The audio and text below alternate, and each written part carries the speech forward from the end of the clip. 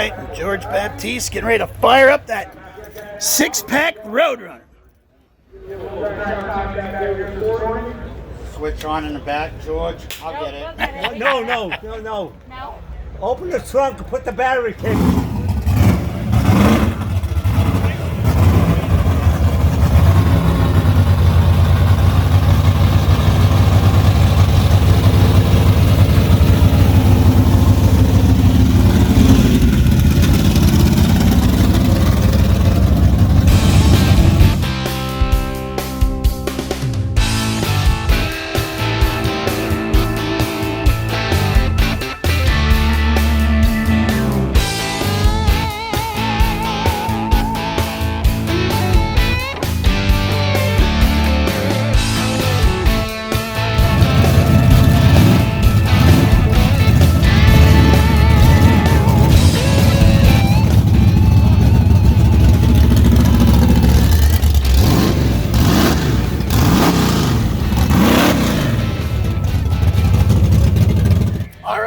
Jeff Stunkard from Zookeeper's Diary, and I'm sitting here with Mr. George Baptiste. Well, George brought this absolutely incredible A12 car here to the A12 reunion.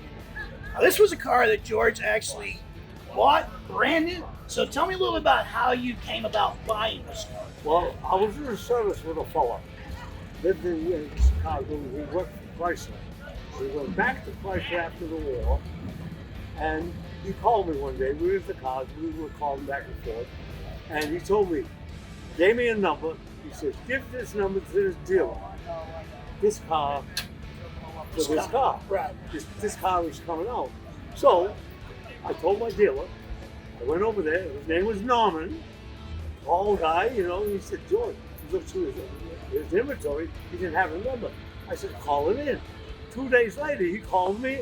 He told me, it's a good number. I said, did you order the car? Right. You know, he said, oh yeah.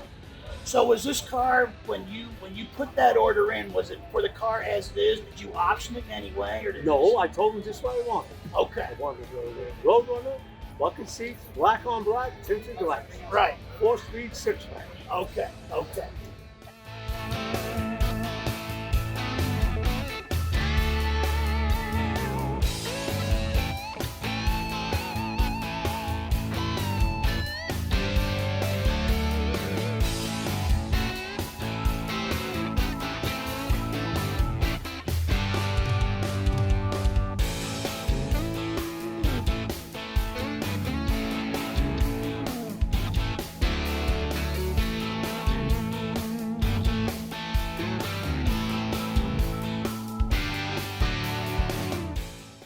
And the six-pack at that time had just been announced? Was just coming out? Okay.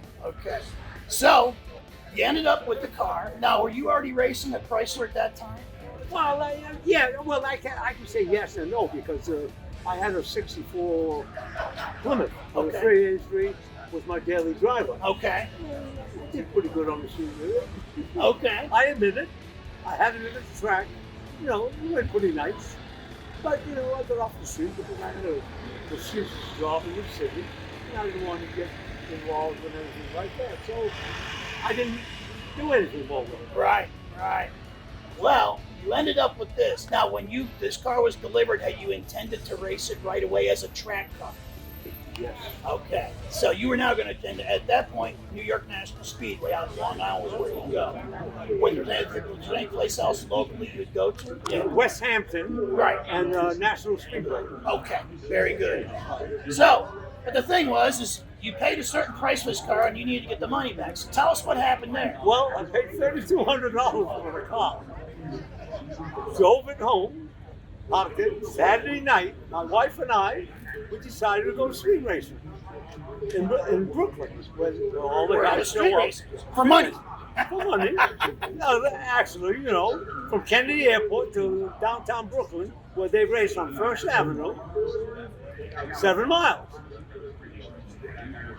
Got out there, started with $20. Won the first one. I don't know if it was a GTO, Chevy, or whatever. They kept coming away. Oh, the price kept going up. Kept going up. I got in the hundreds, and I was going 100 short. And I was going to 500 short. I didn't care no more. I was making money. If I lost, what the heck? I got a pocket full of money. Ended up with $6,200. At the end of that Saturday night, the car was $3,200. He won $6,200. $6,200. Drove it back 7 miles. Guys were following me back to Springfield Gardens where I live, on the Belt Parkway. Hey, pull it over, Right. let's go. Yeah, we got to see it. I had enough. I said. I got home, put it in the garage, got underneath it, disconnected the speedometer. That still And I shows said, 14 and I miles. had this thought in my head. If I made this car got a lot of potential. And that was it. And it just sat. So how soon was it after that you actually took it to its first drag race? Okay, I'll say about 6 months.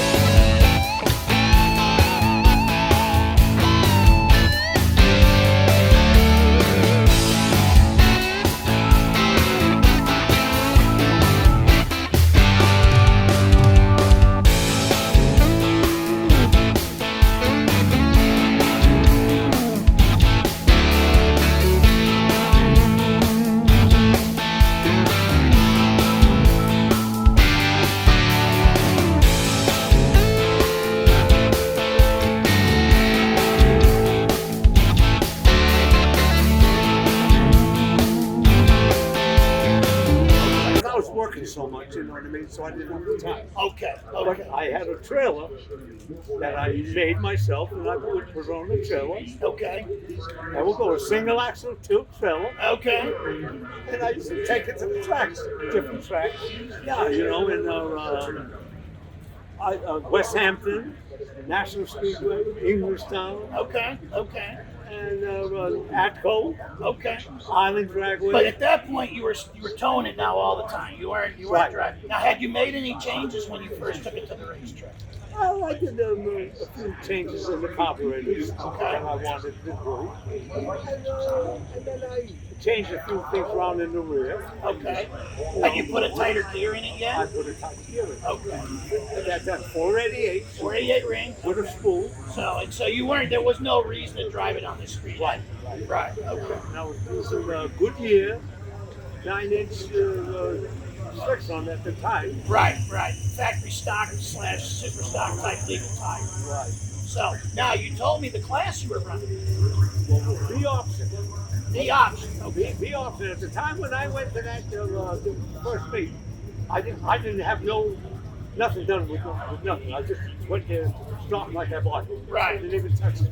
Right. And I won the class, and they gave me the record of the option. It was a 1333. Okay. 106 That miles. was bone stock, no change. Bone stock, no change. 1333. Okay. 1333. Now, B option would have been an AHRA. At that time, New York National Speedway was sanctioned by AHRA. B option was an AHRA class, not an NHRA class. The AHRA stock eliminated at that point. It probably would have fallen into C stock. Something like that. Right. So, but you won that first race. And then tell me how it kind of progressed from there. Well, I see the potential of the ball. Okay. After I started to go from track to track, I was winning trophies, like that, and it was kind of exciting. Oh, yeah. I had this car, and everyone was, oh, God, man, that thing is awesome.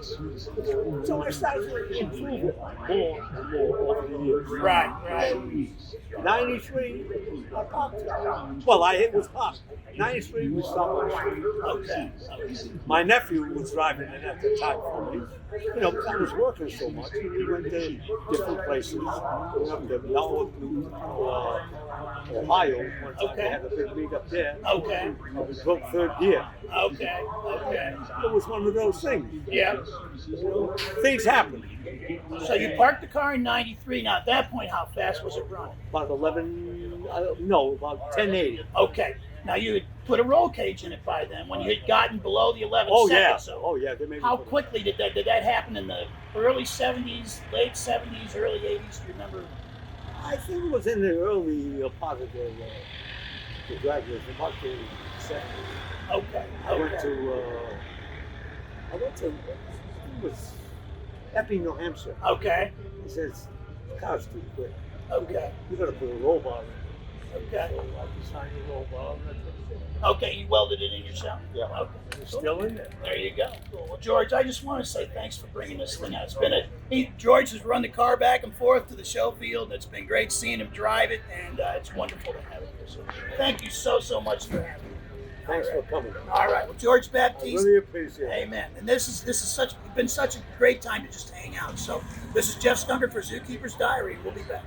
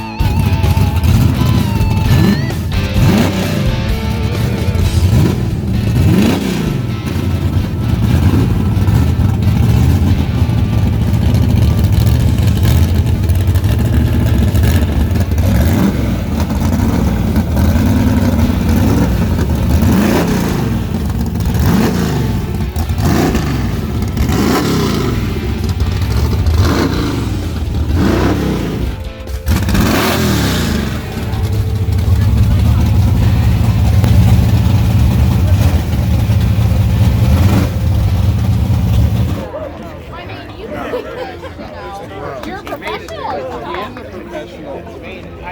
All the idols have That was a lot of work. God bless you, George. That work out in your arms, huh? Charlie, make sure you stay with That was pretty cool. Yeah, I used to go all the time. Still makes your hair stand up, man. Very good, man. Very good.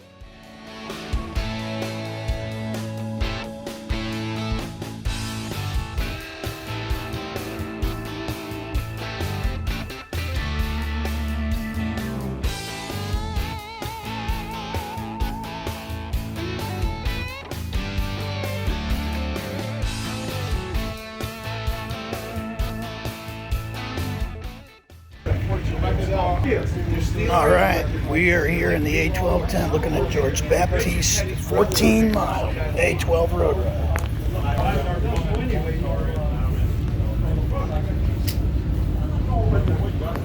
George told us he bought this car new in 1969. Put an order in on it. And they did race it for a while, but those 14 miles were put on. And he went street racing right after he got it and basically paid for it in one night of action on the street. The wheels came off of Ronnie Lyle's ex-Soxton Martin BO29 car. And there's George in the back. So, of everything that showed up for the A12 event, this seems to be the car that's taken the most attention, and everybody loves it. So, George, again, appreciate you bringing it out. And we